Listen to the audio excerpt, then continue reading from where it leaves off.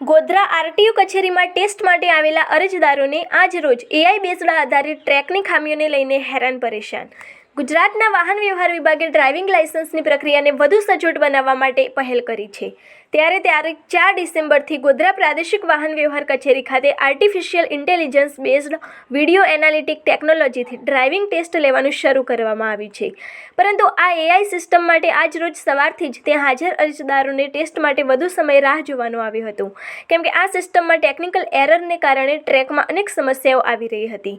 આ ટ્રેકમાં રહેલી ટેકનિકલ ખામીઓને વહેલી તકે દૂર કરવામાં આવે તેવું અરજદારો ઈચ્છી રહ્યા છે તથા ડ્રાઇવિંગ ટેસ્ટના સ્લોટ પણ વહેલી તકે ખોલવામાં આવે તેવી માંગ કરી છે.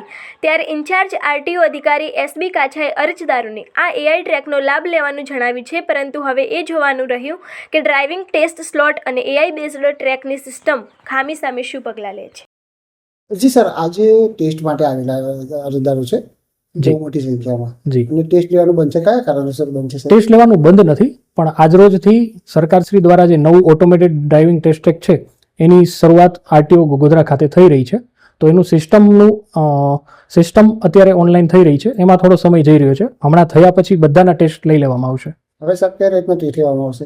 એઆઈ ઉપર, એટલે ઓટોમેટિક જે કેમેરાની રીતે છે એના રીતે વિડીયો એનાલિટિક કરી અને એના દ્વારા પાસ છે કે ફેલ છે એમાં બતાવવામાં આવશે. સાહેબ, અમુક લોકોને એવું છે કે એલએમડી જે લાયસન્સ છે જી, એમાં રિક્ષાવાળાને ટ્રેક્ટરવાળાને કે જે તમે કહ્યું મર્જ કરેલું છે 2000, જી, તો એમાં શું પ્રોવિઝન છે?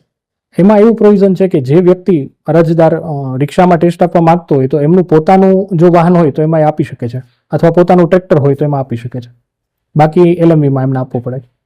જી સાહેબ, એઆઈ ટેસ્ટ ચાલુ કરવાથી સરળતા થશે કે અગવડતા ઊભી થશે? સરળતા થશે. એમાં કારણ કે કોઈ પણ જાતનું હ્યુમન ઇન્ટરવેન્શન નથી અને અરજદારને કોઈ પણ જાતનું કોઈના તરફથી ગાઈડન્સ કે આપવાની જરૂર નથી. અહીંયા અમને તાલીમ એમની લેવામાં આવશે. તાલીમ જોયા બાદ એમના દ્વારા ટેસ્ટ આપવામાં આવશે, શું સંદેશો જેથી આના લીધે રોડ સેફટી અને એમાં પણ ઘણો વધારો થશે અને લોકોની સુરક્ષા વધશે. અરજદારોને તો શું સંદેશો આપવા માંગુ? અરજદારોને એ સંદેશો આપવા માંગીએ છીએ કે આરટીઓ ગોધરામાં આજરોજથી ઓટોમેટેડ ટેસ્ટ શરૂ થવા જઈ રહ્યો છે, જેનો લાભ લેવા બધાને વિનંતી છે. Thank you. આપનું નામ અને એસબી કાચા, ઇન્ચાર્જ આરટીઓ ગોધરા.